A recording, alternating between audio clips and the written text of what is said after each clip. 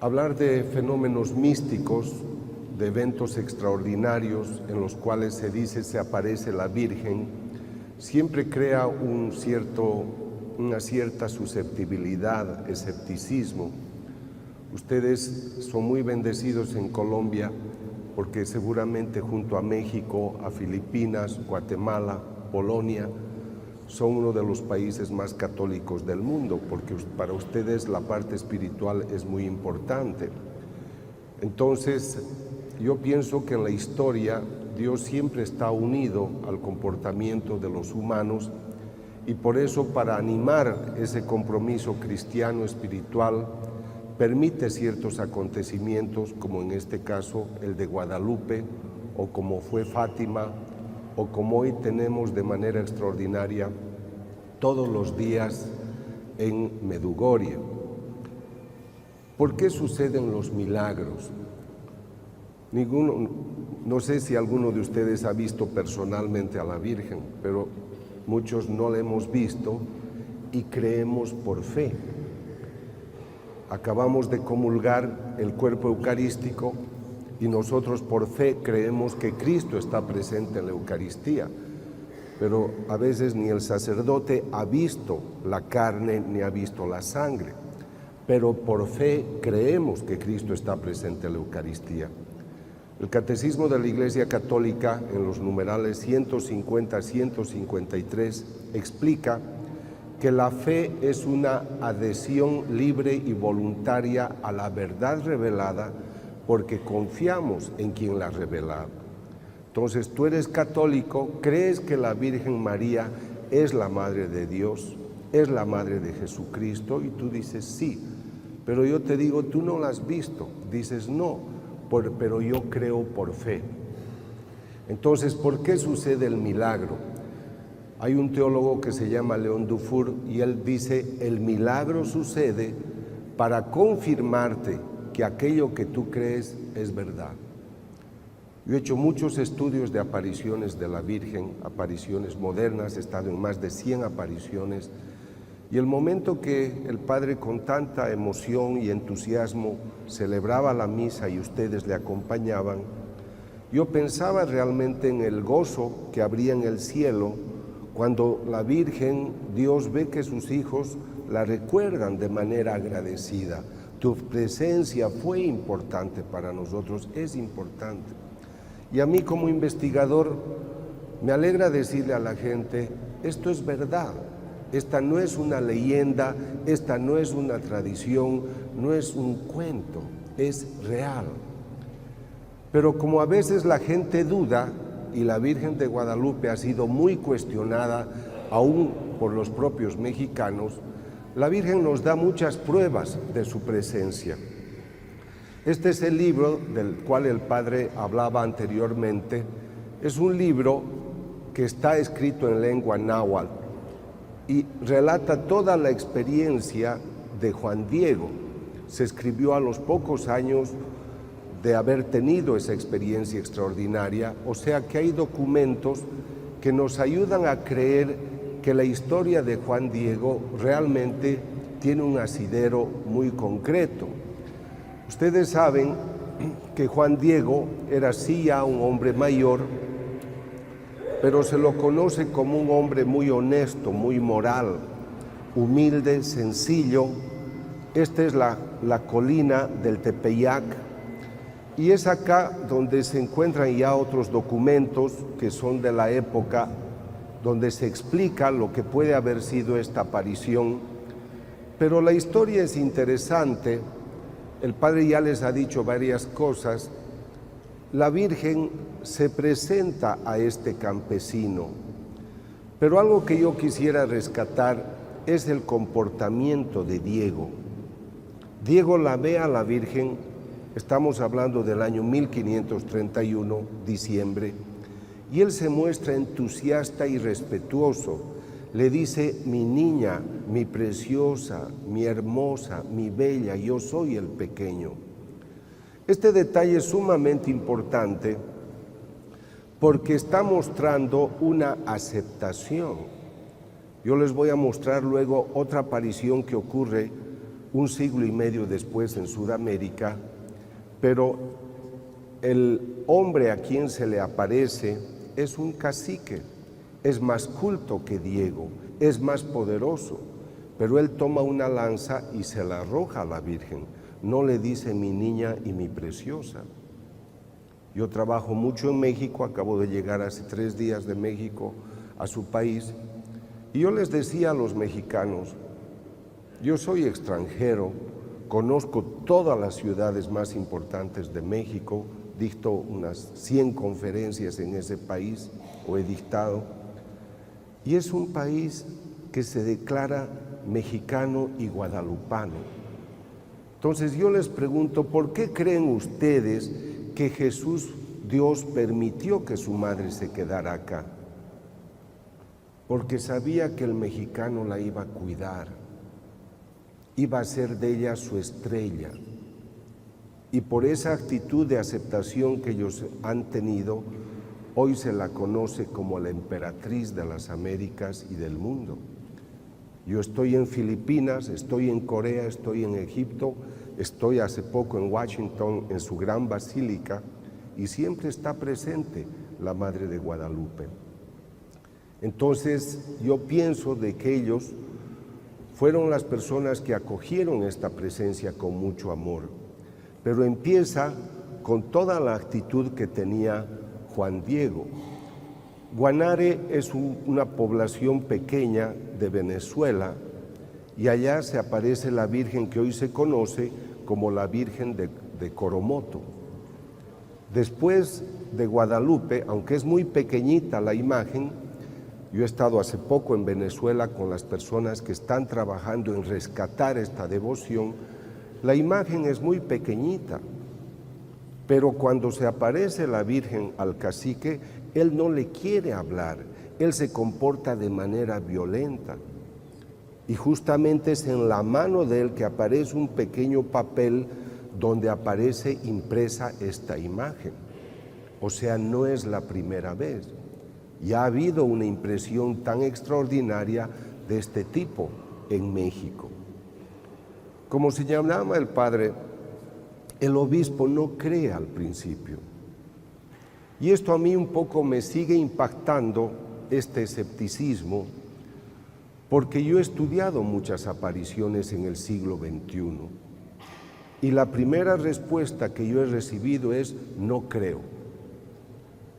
Es verdad que nuestras autoridades tienen que ser muy prudentes y nosotros también, pero no se deben olvidar que nosotros venimos del misterio. ¿Quién de ustedes puede decirme, yo he visto a Dios? ¿Quién me puede explicar con perfección el misterio de la Santísima Trinidad? ¿Quién puede explicar claramente cómo sucedió la resurrección? Nosotros venimos del misterio, pero confiamos en quien pronuncia los secretos o nos da atisbos de ese misterio. ¿Por qué tenemos miedo al misterio si penetrando en el misterio podemos descubrir las maravillas que contiene? Si hay un signo, hay un autor. Si hay un autor, hay una voluntad. Y si hay una voluntad, se pronuncia para decirnos algo. Detrás del signo hay un significado. Entonces, yo digo siempre que el cerebro es como un paracaídas, solo sirve si se abre. Por lo tanto, ha sido importante que después de tener la prueba le dicen, no creo, pero si estás teniendo esta experiencia, dile a la Virgen que te dé una prueba. Él va y le dice, madre, me piden una prueba, toma las flores de ese lugar. La colina del Tepeyac es fría, es invierno, es rocosa, pero él coge unas flores y es ahí donde va a ir. Lo hacen esperar mucho tiempo, no lo reciben inmediatamente, es objeto de burlas, pero cuando él muestra su poncho, el ayate, pues ve impresa esta imagen extraordinaria. Esta es una toma del original de la Virgen, Vean la superficie con un color, pigmentos perfectamente adheridos a una superficie que además es irregular. Pueden ver acá que en el medio hay una división. En realidad el poncho tenía 3 divisiones.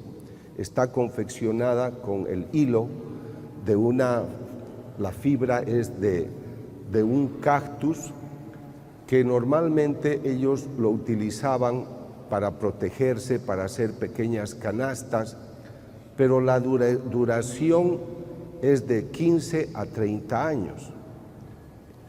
La textura se va deteriorando poco a poco y dura más o menos, como decía, 15 a 30 años, pero esta ya va a tener casi 500 años y está impecable. Estas son las pequeñas construcciones que han ido haciendo poco a poco, porque la Virgen le dice: yo quiero que me hagan acá una pequeña casa. Ha ido creciendo poco a poco. Esto es para que se documenten y tengan una idea del contexto mexicano. Pero ya la imagen empieza a llamar la atención. ¿Cómo puede ser de que salga impresa una imagen con tanta nitidez en una fibra tan áspera, tan rugosa, tan irregular? Cualquier pintor lo primero que busca es que para poder pintar, tenga una superficie lisa y muy regular. Se han hecho estudios con equipos infrarrojos para ver si debajo de la Virgen de la imagen hubiera algún bosquejo. Normalmente todos los pintores, antes de hacer una obra de este tipo, hacen un bosquejo. Entonces el estudio infrarrojo muestra que debajo no hay ningún bosquejo que hubiera ayudado a hacer la imagen. Acá van a ver las fibras irregulares del cactus, que es el maguey. Entonces quisiera que mediten un poco, que aquí les estoy mostrando la superficie de la imagen real, y aquí ven cómo en un primer plano cómo es irregular la superficie. Aquí tienen el maguey, aquí tienen cómo van obteniendo el hilo, pero ahora estén muy atentos porque van a ver, vamos a penetrar dentro de la confección y van a ver cómo es realmente esta tela. Vean la perfección del color, los detalles que ustedes observan, las manos, el cuello, los ojos, pero ahora fíjense cómo es realmente la tela. Van a ver el interior, vamos a penetrar y díganme si en esta superficie alguien puede pintar una imagen con tanta nitidez. Esto es lo extraordinario. Cuando se han hecho estudios, los equipos españoles de artistas han querido ver si habían pinceles que se utilizaban, porque el pincel le da una dirección al color, pero acá no hay una dirección. Los científicos concluyen de que el color brota del interior, como si hubiera sido disparado por alguna forma de radiación desconocida. O sea que se excluye que cualquier mano de artista hubiera pintado esta imagen. Hubo muchos accidentes que han deteriorado la imagen, pero por ejemplo acá se derramó ácido nítrico. El autor se escapó por miedo porque dijo: he destrozado lo más bello que tienen los mexicanos, pero se creó una mancha que sí hubo una quemadura que se fue refaccionando por sí sola. Pero algo que está llamando la atención también hoy a la gente es de que en los contornos hay una especie de deterioro por el tiempo. Por eso han puesto ahora en el vacío la imagen y está sellada entre vidrios, justamente para prevenir cualquier problema de deterioro a causa del ambiente. Pero lo que los profesionales observan es de que todo lo que se conserva dentro de la imagen permanece impecable. El profesor Callahan, que es un profesor experto en biofísica, que a mí me ayudó a estudiar un caso de las apariciones de la Virgen en Conyers, Atlanta, en 1993, él dice, si nosotros analizamos la nitidez del color de lo que es la imagen, debo concluir que este cuadro se ha pintado la semana pasada. O sea, la nitidez, brillantez de los colores y la textura muestra de que es algo bastante fresco, pero no lo mismo en lo que pueda ser el alrededor, pero sí lo que es la imagen misma de la Virgen. También el Padre les ha explicado que hubo muchas persecuciones.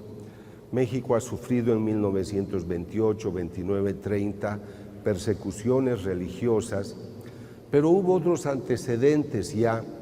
En 1919, 20, 21, 22 hubo algunos atentados, pero uno muy fuerte sucede cuando colocan en el altar una dinamita para destruir la imagen, explota la dinamita, pero lo único que sufre es un crucifijo de bronce que es el único que queda doblado. Si esa explosión ha creado semejante circunstancia, imaginen ustedes lo que habría hecho con la imagen, la tenía que haber hecho polvo. Pero vean aquí cómo pues Dios salvaguarda sus cosas. Si ustedes van a la basílica van a poder observar este crucifijo y van a poder ver siempre la imagen intacta. Ya en los años 30, 50, 1930, 50, se hacen estudios fotográficos de primeros planos de los ojos de la Virgen, y Carlos Salinas con Manuel de la Mora, que fueron de los primeros que se dieron cuenta de algo especial en los ojos de la Virgen.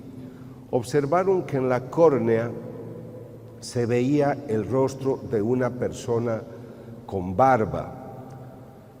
Yo he estado con los científicos para poder indagar cómo han trabajado ellos. Han hecho muchísimos estudios en distintas épocas, pero se ha confirmado realmente que en la córnea hay la imagen de algunos personajes que poco a poco van a ir ustedes viendo con mayor nitidez. Vean acá, por ejemplo, se insiste en este rostro de una persona con barba, pero vamos a penetrar con mayores detalles. Este es el profesor Enrique Graue, que era oftalmólogo, y él dice que en la córnea, en el cristalino, se observa la imagen de un hombre con barba, que es lo que acaban de ver ustedes. Pero una declaración del profesor Graue es la siguiente. Él toma su oftalmoscopio y está mirando. Fíjense que para hacer estas investigaciones tienen que poner una plataforma alta y poder trabajar con cierta tranquilidad. Los periodistas estaban alrededor cuando el profesor Graue iba a mirar los ojos de la Virgen, y en este momento él está mirando, se olvida que tiene público debajo, y mientras mira lo que se llama la profundidad de ojo, dice: levante la vista, por favor. Claro, él se da cuenta luego que ha hablado en voz alta y todos se sorprenden. ¿Por qué has dicho levanta la vista, por favor? Él se siente cohibido, pero dice: yo estoy acostumbrado a ver fondo de ojo, y este ojo tiene el fondo como el que yo veo en mis pacientes. Me olvidé que estaba viendo un cuadro y por eso dije: levante la vista, por favor, que corresponde a la rutina. Años después ha ido un profesor japonés, también oftalmólogo, y cuando él hizo lo mismo se desmayó. Y cuando se recuperó dijo: es que he visto fondo de ojo como veo en muchos pacientes. O sea, no fue solamente el profesor Graue. Yo lo he ido a visitar al profesor José Aste Tonsman, que es de origen peruano, pero vive en México. Él es especialista en digitalización de imágenes y él es el que ha descubierto en plenitud lo que estaba en la córnea del ojo de la Virgen. Un indígena sentado con las piernas cruzadas, un hombre de barba anciano, otra persona, alguien que tiene un gorro y que está teniendo en las manos un lienzo. Él piensa que este es el momento en el cual Juan Diego, que tenía un gorro, está mostrando realmente la imagen de la Virgen. Encuentra una mujer con un sombrero de 3 puntas. Nadie había visto en nuestras épocas algo así, pero los estudios históricos muestran que en esa época habían personas que tenían sombreros de 3 puntas. Hay un niño. Este fenómeno se llama la ley de Purkinje y Samson. Si yo me aproximo a una persona que está cerca de la luz, yo puedo ver que en su ojo, en la córnea, se refleja alguna imagen, porque la córnea se comporta como un espejo. Esa ley ha sido muy estudiada por los médicos. Aquí ven ustedes cómo la córnea, el cristalino, la pupila, pueden captar imágenes incluso al revés. Eso sucede en el ojo de cualquiera de nosotros, en los 2 ojos.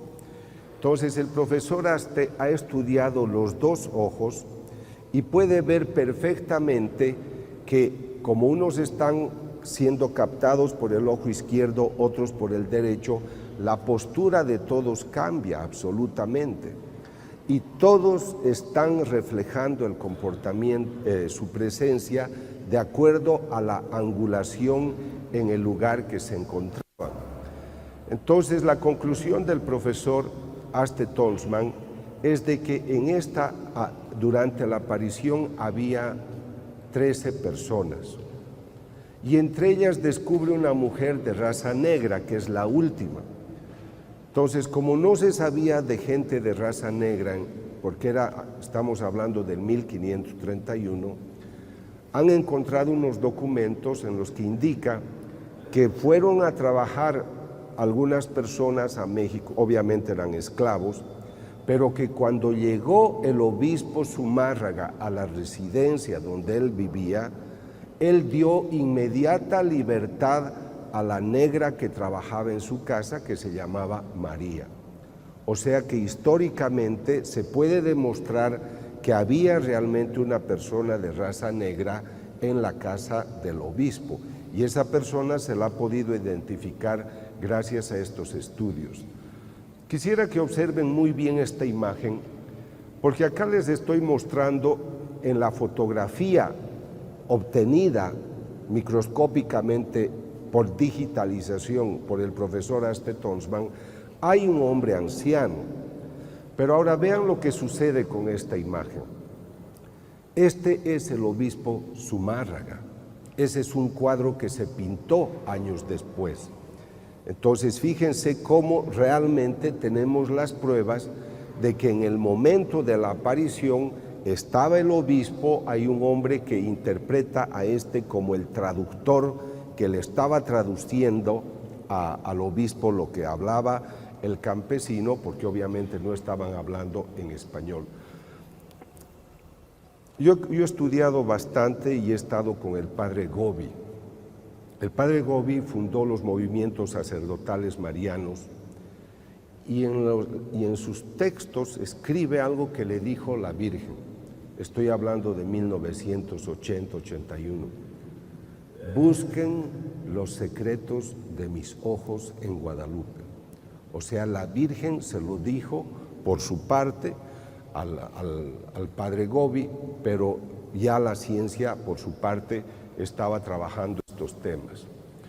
Se han hecho muchos estudios sobre la geometría, sobre la presencia de las estrellas, pero, por ejemplo, los expertos en pintura, en arte, han hecho estudios sobre la distribución geométrica cuando ellos pintan un cuadro de este tipo y han hecho todo un seguimiento geométrico para ver la perfección, cómo está centrada la imagen, demostrando que realmente todo el cálculo de focalización, distribución, es realmente perfecto.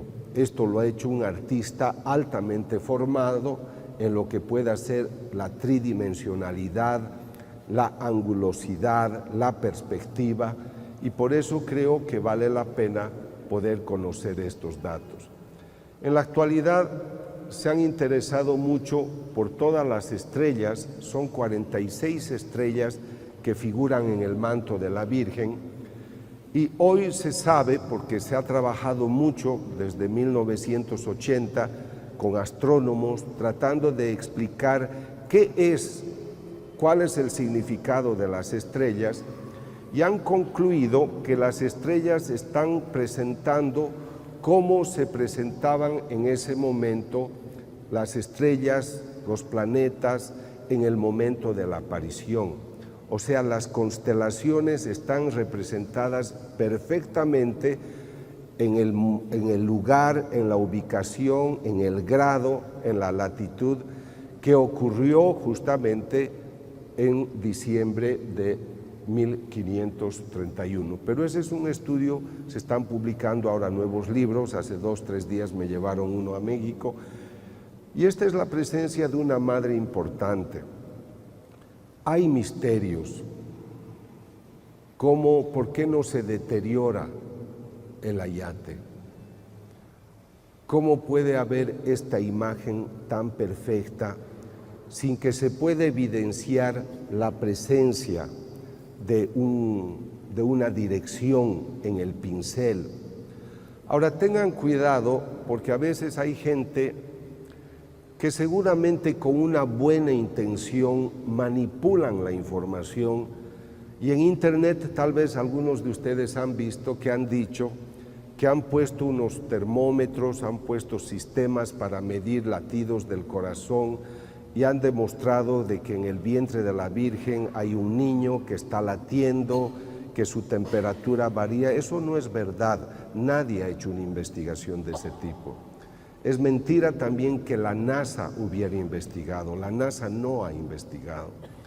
Entonces a veces ponen las personas, por ejemplo los que están trabajando para el aborto, en contra del aborto, dijeron: la Virgen muestra de que en su vientre hay unos latidos, que se le ha hecho el estudio.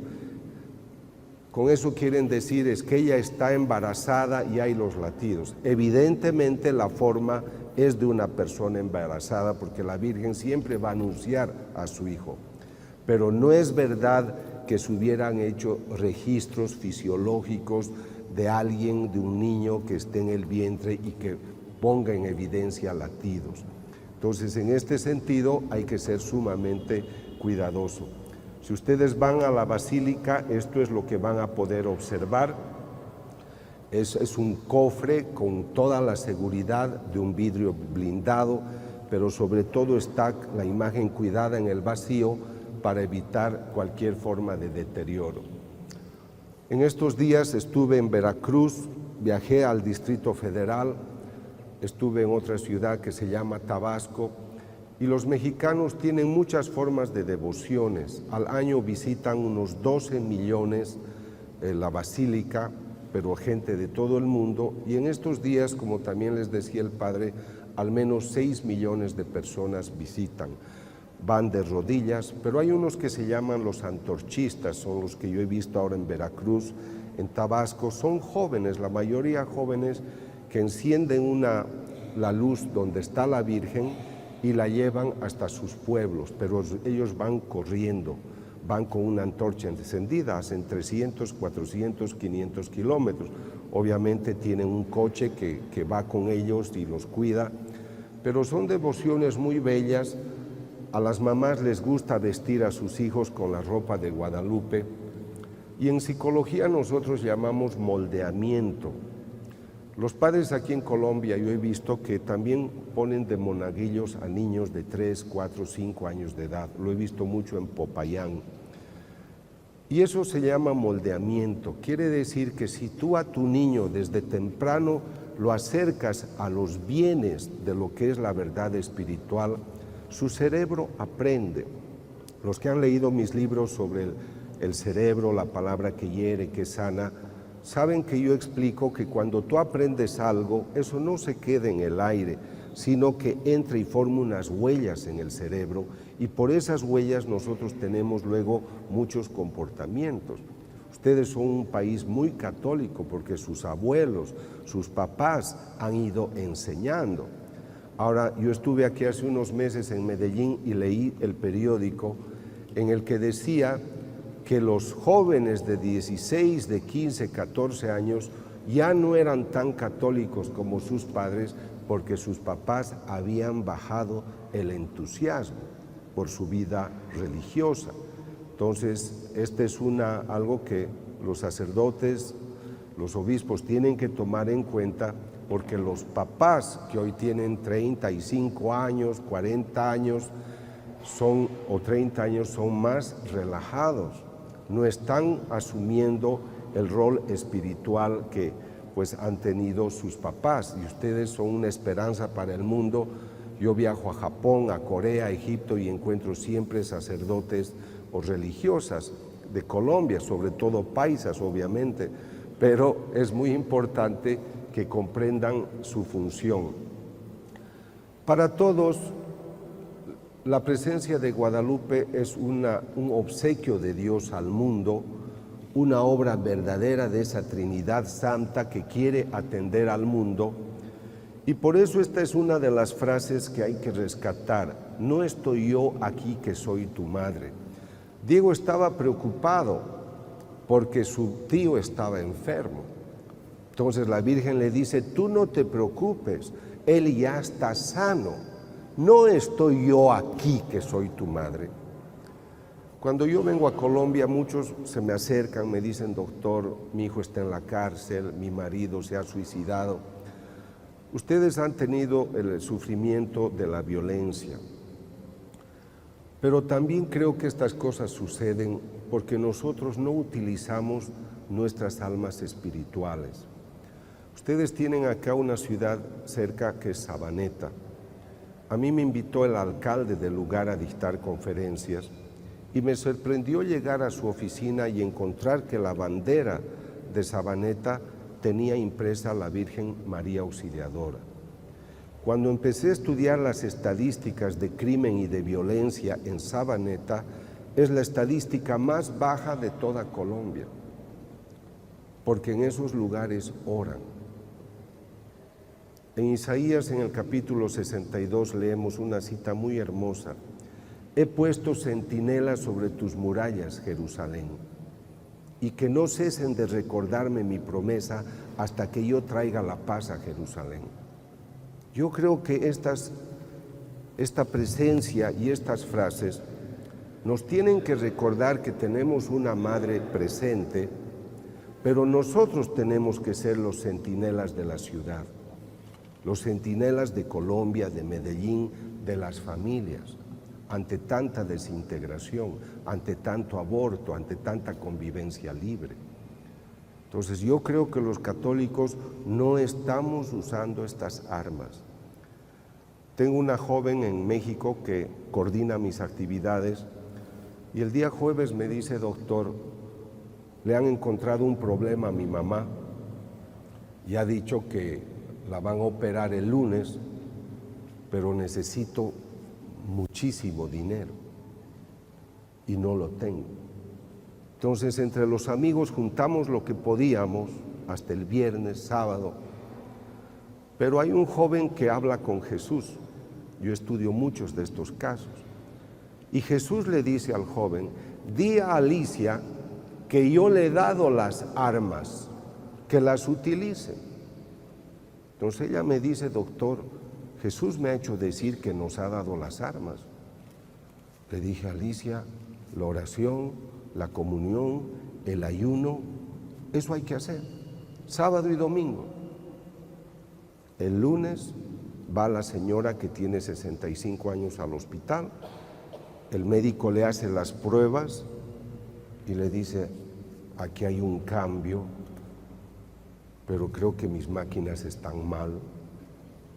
Y empiezan a hacer todos los estudios de nuevo y la mamá de mi amiga está perfectamente sana, no necesita cirugía alguna, porque hemos usado las armas, la oración. Por eso yo aplaudo la actitud del Padre y de muchos párrocos que yo conozco en su país, de gente que a ustedes les estimula en la oración. Y ustedes son dóciles. Yo voy a Medellín, a muchas iglesias. Cuando yo cuento de esto en mi país o en otros países, digo, yo voy el martes, el miércoles, el jueves a las iglesias en Medellín o en Bogotá, y las iglesias se llenan como si fueran domingo, porque ustedes son muy devotos. Entonces, si el mal existe, es porque nosotros no le ponemos el freno, y el freno no va a venir del gobierno. Ellos harán su parte, pero cualquiera de ustedes puede arrodillarse en su casa y pedir que Dios blinde su ciudad. Pero tú tienes que ser agradable a Dios. Tú no puedes pedirle bienes a Dios cuando estás peleando con todo el mundo o cuando no buscas vivir en gracia. Así que la Madre está esperando que nosotros toquemos sus puertas. Pero yo no quisiera que se queden solamente con la experiencia de Guadalupe. Es la figura de María. Me parece muy hermosa la frase de Grignon de Montfort cuando dice: Dios Padre creó un depósito de todas las aguas y lo llamó mar. Creó un depósito de todas las gracias y lo llamó María. María es la hija del Padre, es la llena de gracia, y ella es la madre de toda la humanidad. Ahora, qué dramático para ella pasar de una experiencia extraordinaria de ser la madre del Salvador, dar a luz milagrosamente porque se conservó virgen, dar a luz un hijo santo, al Hijo de Dios, y luego al pie de la cruz dar a luz a unos hijos pecadores que están crucificando a su hijo. Pero ella asume y dice: sí, yo lo hago. ¿Ustedes creen que cuando ella tenía 14 años y medio y recibe la revelación, tú serás la madre? Ella sabía lo que le esperaba. No crean que ella se enteró de esto 3 días antes de la crucifixión. Ella lo supo. Por eso ella guardaba todo en su corazón. Entonces es la figura de una madre valiente que nosotros no solo vamos a aplaudir desde afuera o admirar, tenemos que imitar sus pasos, porque ella es una mujer. Esta es una frase de Juan Pablo II, donde habla como una mujer excepcional para todas las generaciones. O sea, nosotros tenemos que ser excepcionales. Encontramos injusticia, persecuciones, enfermedades, pero tenemos que ser valientes para afrontar las vicisitudes de la vida. Alégrate, llena de gracia, el Señor está contigo. Pero ella responde: aquí está la sierva del Señor, que se haga en mí según su palabra. A veces tenemos pruebas. Acabo de estar en un país en Centroamérica y han matado a una joven de 18 años en una zona. La mamá se enoja con Dios, va a comulgar, recibe la hostia en la boca, después la escupe y la tira al suelo, porque está enojada con Dios. Por tu culpa han matado a mi hija. Por favor, tu hija va con malas amistades, tu hija se droga, está rodeada de drogadictos y ahora le echas culpa. Además, tú nunca le has enseñado a rezar un Padre Nuestro. Somos injustos y no estamos dispuestos a asumir las consecuencias de nuestra propia conducta. Entonces, por esta razón, nosotros tenemos que seguir sus pasos. Ella es hija y es discípula. Es la primera, es la persona que dice: sí, yo voy a seguir sus pasos. Por eso nos da la enseñanza luego: hagan lo que Él les diga. Ella ha comprendido. Yo les voy a contar algo que viene de un libro que todos ustedes deberían leer y está en internet. Se llama La ciudad mística de Dios. Es un libro en el cual la Virgen relata su vida a María Jesús de Ágreda, una mística española. Y a ella le dice: sabes, yo sabía lo que a mí me esperaba, pero yo he aceptado Pero te voy a contar algo que no se ha escrito todavía. Cuando mi hijo subió a los cielos, tú sabes que le esperaba un gran recibimiento en el cielo. ¿Piensas tú que yo no estaría presente? ¿Que mi hijo no me llevaría a su entrada triunfal? Yo estuve con él. Y después de 3 días en el cielo, yo le dije, hijo, tengo que regresar al destierro. La Virgen llamaba la patria al cielo y decía, destierro es estar lejos de la patria, o sea, tengo que volver a la tierra.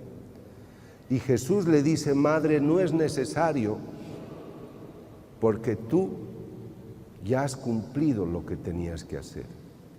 Y la Virgen le dice, no, hijo, tú has iniciado la iglesia cristiana y es mi deber continuar tu labor. Y la Virgen trabajó aproximadamente hasta los 72 años. Por eso mi pregunta es, cuando el Señor se pierde y la Virgen lo encuentra con José en el templo, hijo, ¿por qué nos has hecho esto? ¿No sabes que debo ocuparme de las cosas de mi Padre? El Señor, cuando muramos, nos hará 2 preguntas. ¿Cuánto has amado y cuánto has cuidado la casa del Padre? ¿Cuántas personas se han convertido por tu ejemplo? ¿A cuántas personas has llevado la palabra de Dios? Por eso Juan Pablo II dijo, todo bautizado tiene el deber de evangelizar. Entonces no es solo el padrecito o la religiosa, sino que cada uno de nosotros debe hacer algo para cuidar esta casa de Dios, como lo hizo María, mostrándonos el camino, que es el camino de la verdad y la vida.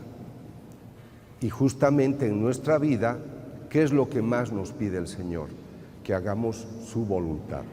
Por eso la Virgen tuvo este conocimiento y nos da una consigna tan importante como es hagan lo que Él les diga. Para que ustedes tengan presente, la Virgen es la primera cristiana. Ella es la madre y maestra de la Iglesia, porque realmente ella tomó muchos roles. Después que la Virgen ha estado en Éfeso, esto también ella lo relata a sus místicos, ella vuelve a Jerusalén. Pero lo primero que pide es, quiero hacer un recorrido por todos los lugares que mi hijo ha recorrido hasta llegar al Gólgota. Y así empieza el Vía Crucis. Ella fue la autora del Vía Crucis, fue la primera. Después los reúne a los apóstoles y les dice, es hora que tengamos una oración que sintetice la fe que mi hijo nos ha enseñado. Entraremos en ayuno durante 9 días y pediremos que el Espíritu Santo nos ilumine. Las novenas empiezan con la Virgen María. Se reúnen los 9 y dice, Pedro, empieza tú. Y Pedro dice, creo en Dios Padre Todopoderoso. Sigue tú, Santiago, creador del cielo y de la tierra.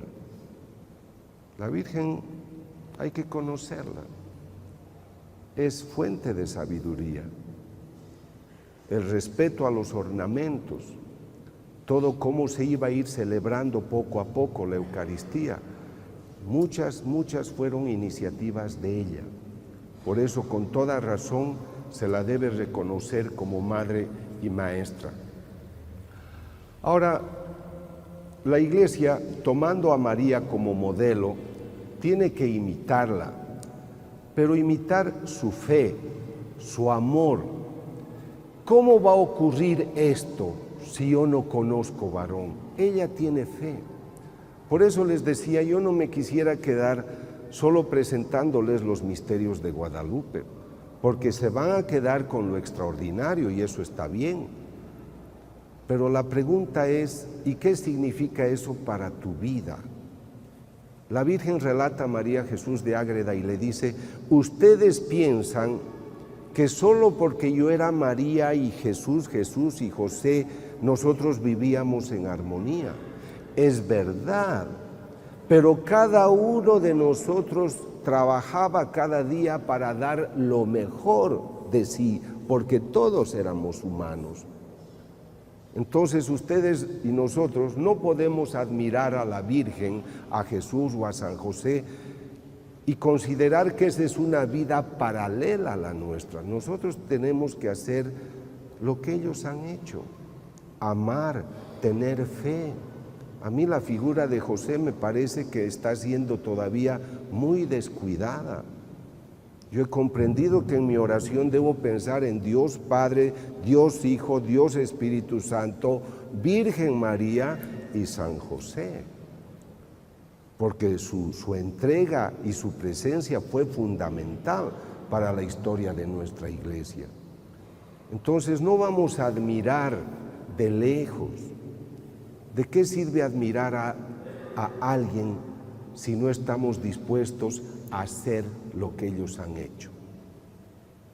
Aplaudimos a Teresa de Calcuta, aplaudimos a Nelson Mandela que acaba de morir, pero ¿cuántos dicen yo voy a hacer lo mismo en lo que a mí me toca?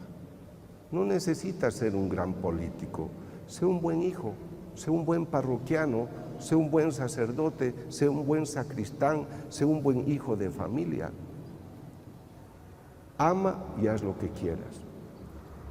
Entonces, por eso decía que debemos entender esta fe profunda, y me parece bellísima rescatar esta cita de Hebreos 11:1, la fe es creer en lo que se espera, es la certeza de las cosas que no se pueden ver.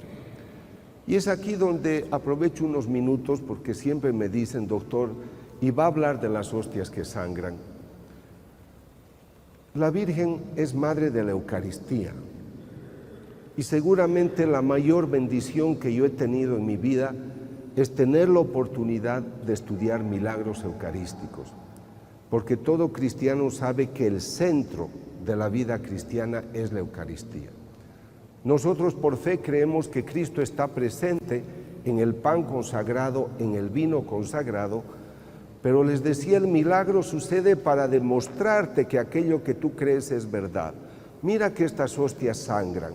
Esta hostia sangra el 92 en Buenos Aires, esta el 96.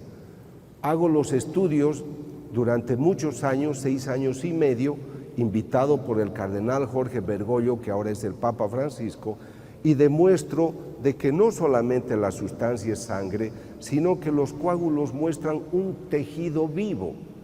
Y no lo digo yo, lo dicen los médicos, patólogos, expertos en medicina forense del corazón. Es músculo del corazón, miocardio, ventrículo izquierdo. Pero el momento que el doctor Castañón tomó la muestra, el tejido estaba vivo. ¿Por qué dice que estaba vivo? Porque hemos encontrado glóbulos blancos intactos, y los glóbulos blancos intactos solo pueden llegar a esta parte por circulación sanguínea. Así que cuando usted tomó la muestra, el tejido estaba vivo. Los glóbulos blancos en nuestro organismo sobreviven 12 horas, fuera del organismo 5 minutos a 1 hora. Estos tienen 6 años frescos, intactos, sin ningún preservante. Entonces esto es demasiado extraordinario. Me ocurre hasta el 2006 estudiando para el cardenal Bergoglio las hostias de Buenos Aires. Pero el año 2009, otro obispo, esta vez un obispo mexicano, me pide que estudie unas hostias que han sangrado. Es el obispo Alejo Zavala, obispo de la diócesis de Chilpancingo, Chilapa, en el estado de Guerrero, donde una ciudad importante es Acapulco. Él me dice, doctor, esta hostia ha sangrado el 2006. Yo voy en noviembre de 2009, 3 años después. Y me dice, estúdiela, por favor. Pero lo primero que necesito que me diga es si la sangre le han puesto por encima o brota del interior. 2 estudios realizados en laboratorios distintos en fechas distintas muestran que la sustancia brota del interior hacia la superficie. Nadie ha puesto. Este es el otro estudio que muestra que del medio sale la sustancia, que es sangre. Los estudios muestran que se trata de sangre humana. Pero en los 2 estudios de hostias que tengo, estoy haciendo 10 estudios, pero en estos estudios, que en realidad son 3, 2 de Argentina, 1 de México, los tejidos están lastimados. En la hostia de Argentina ha habido un infarto al corazón. Estas se llaman estrías y cuando en un corazón sano están sanas, las estrías son rectas y los espacios interestrías son pequeños. Acá el médico, el doctor Federico Tsugibe, dice: su paciente ha sufrido mucho porque ha tenido un infarto al corazón.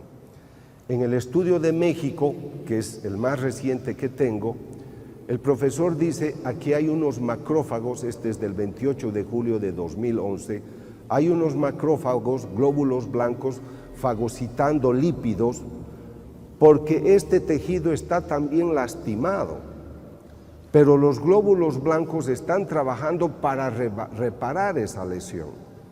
Entonces yo voy donde el teólogo, le digo: monseñor, ¿por qué encuentro que la hostia de Argentina y la hostia de México tiene lesiones? Doctor, después de 2000 años, muchos no creen que Cristo esté presente en la Eucaristía. Comulgan en pecado mortal, no le dan el lugar. Hemos encontrado lugares donde venden hostias consagradas a $5 para misas negras, para brujeríos. Después de 2000 años no lo reconocemos y lo seguimos crucificando. Por eso usted ha encontrado lesiones en esos tejidos. Pero lo más extraordinario es de que hay estas manifestaciones. Tienen el milagro eucarístico y las apariciones marianas. En ninguna época del mundo hubo apariciones como ahora. En Medjugorje son todos los días desde el 24 de junio hasta el día de hoy. Yo he estudiado el caso de muchos de ellos, pero esto me ocurre a mí en Congers, Atlanta, donde se aparece la Virgen cada 13 de mes y durante la aparición en el cielo se pueden ver imágenes de este tipo. Este es Vishka en Medjugorje, se le toma una fotografía y detrás de ella hay una persona. Ella dice: es la Virgen María. Ella anuncia que al día siguiente, como es Pentecostés, caerán 12 lenguas de fuego y al otro día se pueden tomar en fotografías las 12 lenguas que caen. La imagen exuda lágrimas cristalinas, la Reina de la Paz, a veces una sustancia aceitosa. Yo he tomado muestras para analizar en laboratorios. Esa vez fui al Tecnológico de Monterrey y la sustancia aceitosa es aceite de oliva perfumado a flores. Esto es en Congers. Yo le invité a mi madre para que vaya al lugar y esto es lo que han hecho, un altar, pero después en una fotografía del mismo altar aparece una imagen que no existe en ese sitio. Esto ocurre el 13 de octubre, también en Congers, Atlanta. Y esta es seguramente una de las más hermosas en Medjugorje, donde una persona siente la necesidad de fotografiar algo de un árbol y cuando revela la fotografía aparece una persona con el rosario. Entonces, no estoy yo aquí que soy tu madre. La Virgen cuando se aparece en Fátima dice: si no se convierten, vendrá una guerra peor. Y viene la Segunda Guerra Mundial. Y es ahí que vienen las bombas atómicas. Cuando la Virgen se aparece el 81, yo viví en Alemania, quiero aclararles que era ateo, no creí en Dios. Yo he cambiado de vida recién en el 93 con los estudios que he hecho a partir del 92. La Virgen se aparece en Medjugorje el 81 y dice: enmienden sus caminos. Si ustedes no cambian de vida, una guerra destruirá esta nación. y la guerra de los Balcanes hizo destrucciones que recién ahora se van comprendiendo. Yo no tenía nada que ver con temas católicos, repito, era ateo, pero yo dirigía una clínica en Alemania y era profesor universitario. Y tuve que escribir un artículo sobre lo siguiente. Durante esas guerras de los Balcanes, donde ya se divide la Yugoslavia, toman prisioneros a 6.000 niños, porque hay la idea de que al hombrecito hay que matarlo. Y violaban a las mujeres enemigas para que tengan la semilla de los otros, o sea, de los que odiaban. Su idea era una guerra étnica. Pero sobre lo que yo escribí es que toman prisioneros a 6.000 niños, los ponen en filas, los niños tenían 8, 9, 10 años de edad, algunos 6. Los ponen en filas y por detrás los soldados les empiezan a cortar la garganta. Y a medida que retrocedían para matar a los siguientes niños, los cabellos de los niños de 8 o 9 años de edad se volvían blancos en ese minuto. Era un cuadro psicosomático basado en el terror. ¿Les parece bello que los grandes hombres del siglo XXI con sus celulares y digitales estemos siendo tan vulgares en matar gente? La razón por la que yo hago estas investigaciones es para recordarle al humano. Hablo a los musulmanes en Egipto, hablo a los budistas en Corea. No les digo tienes que ser católico como yo. Si quieres ser, ojalá y Dios te bendiga. Pero lo que a mí me importa recordarle al humano de todas las naciones es que somos cuerpo y alma espiritual. Y San Pablo dice en Gálatas 5:22 algo demasiado hermoso que ojalá hoy lo mediten ustedes. El fruto del Espíritu es el amor, es la paz, es la armonía. Entonces, si en tu casa no hay paz, si en tu vida personal no hay armonía, si en tu país no hay paz, es que el Espíritu de Dios no está vigente. Y por eso a las personas no les importa matar. Yo por mi trabajo me rodeo de gente a veces que está contraria a la ley. Van a mis conferencias. Doctor, yo lo escuché hace un año y decidí cambiar de vida porque yo era un hombre muy malo, era sicario. Pero hoy quiero cambiar. Y hace 10 días estaba en Veracruz, llegó un joven y le dijo al sacerdote: Padre, mis manos están manchadas de sangre y he perdido la cuenta de aquellos que he matado. Pero mataba porque era mi trabajo. Y las personas lloran y lloran y lloran. ¿Por qué lloran? Porque empiezan a sentir que su madre toca la puerta. Por eso la nueva evangelización. Por eso cada uno de nosotros al salir de acá no puede decir qué interesante lo que ha hablado el doctor. La pregunta es, ¿qué estás haciendo con tu espíritu? ¿Te reconocen porque eres la persona que ama, la que resuelve el problema o la que crea el problema? ¿Eres la persona en la cual uno ve que está el Señor en su vida? El Señor dijo, porque ustedes aman, reconocerán que son mis discípulos. No es porque hablas demasiado o porque llevas muchas medallas en tu cuello, es porque amas. Y a las personas que aman se las reconoce por eso. Entonces, ¿con qué quisiera concluir? De que ella está, pero necesita de unos brazos. Han festejado bien a Guadalupe, pero ahora, ¿qué vas a hacer con eso? Tienen que salir con la antorcha encendida y decir, desde ahora yo salgo de aquí a buscar la oveja perdida, porque tú tienes que ser la madre o el padre de esa persona que todavía no conoce a Dios. Que Dios les bendiga y muchas gracias.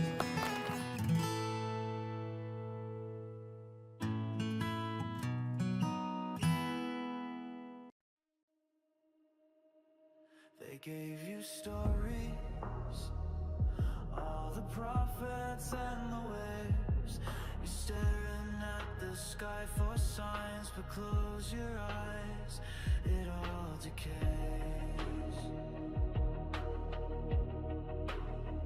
until you fade. And when you fade, you're gone. Do you see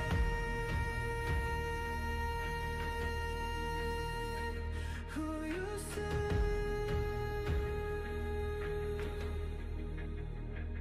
Do you feel what you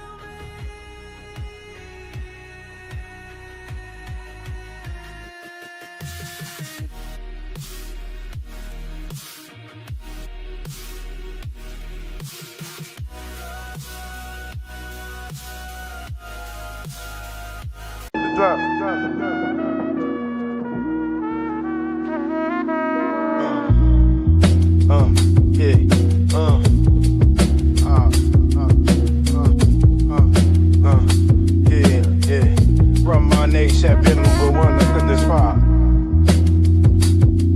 Yeah. This him is right out, oh, he just knows from there, she did words. Speak to me, let's go, boy,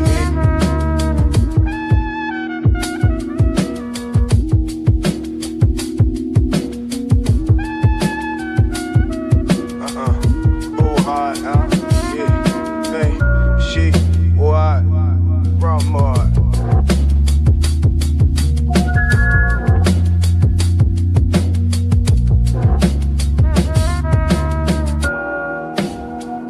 I lift my eyes to you.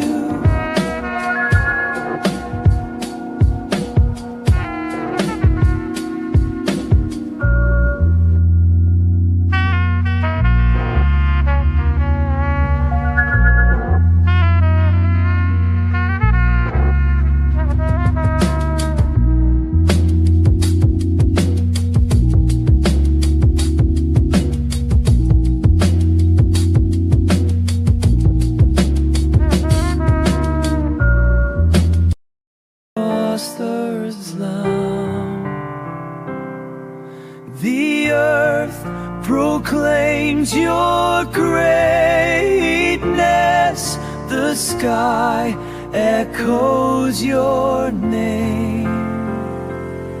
I stand in awe of you. Forever you'll remain. Yeah, you're my well, and then your glory were shot on. Forever keep my beliefs in some forever. Yeah, you're my well, and then your glory were shot on. Forever keep my beliefs in some forever, forever. Yeah, you're my well, and then your